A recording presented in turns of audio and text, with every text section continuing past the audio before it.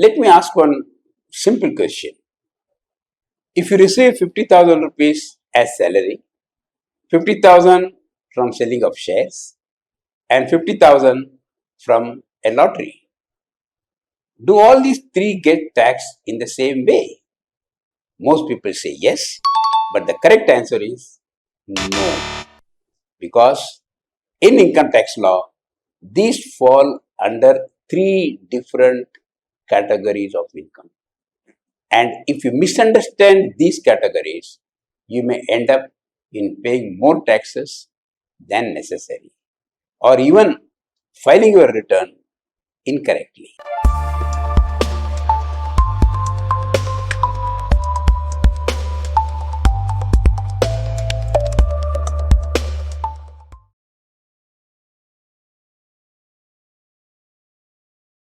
So, in today's episode of Tax Talks by TNC Sridhar, we will clearly understand what is capital income, what is casual income, and what is current income, and how each of these is taxed differently under the Income Tax Act.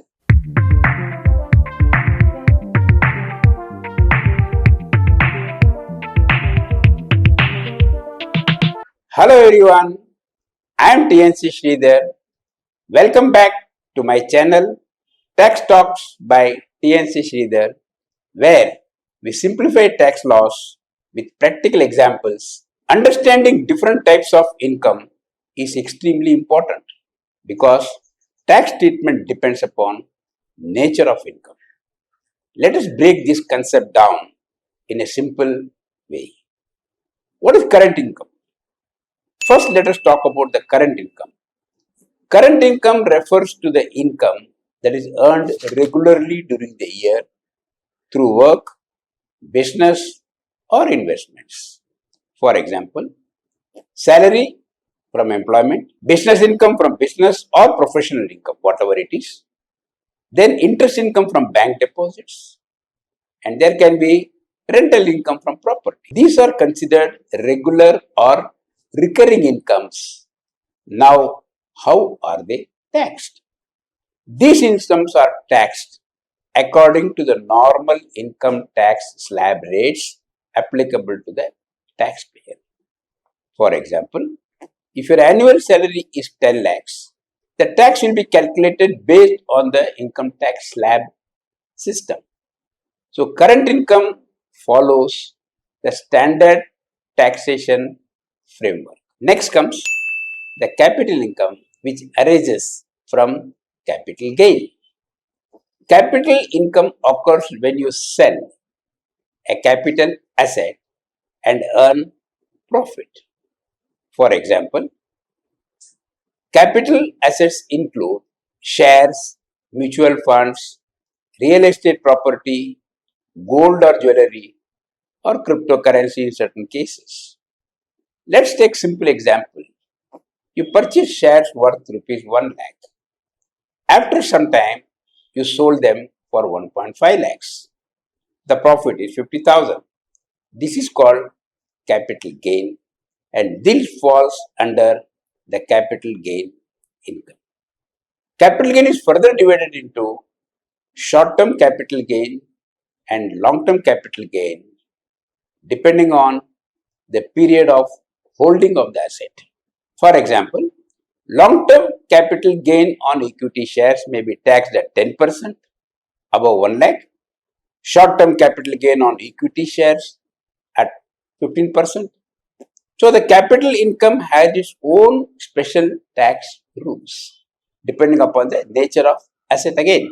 The capital asset can be a financial asset or a non-financial asset. The financial assets like shares, which we talked now, will have a different rate of taxation. But non-financial assets like a property, house property, or land or anything like which are sold, they are taxed at a different rate. If they are sold within the threshold period of holding as a short-term capital gain, then they get charged at the normal rate applicable to the regular incomes. But if the holding period is more than the threshold limit, in that case, they will be taxed at different rates.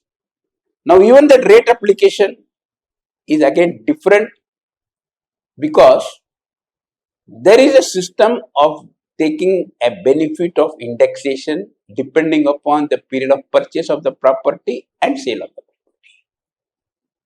Suppose the period is to be classified as long-term capital gain. In that case, if you want to take advantage of the indexation, then the rate of tax will be at 20%. While if you don't want to take the benefit of indexation, in that case, the tax rate will be at 12.5%. Now, whether you will have to take the benefit or not of the indexation will depend upon actual period of holding. This has to be worked out case-wise.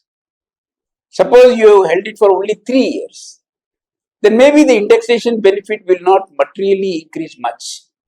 You will end up in paying higher rate by paying 20%.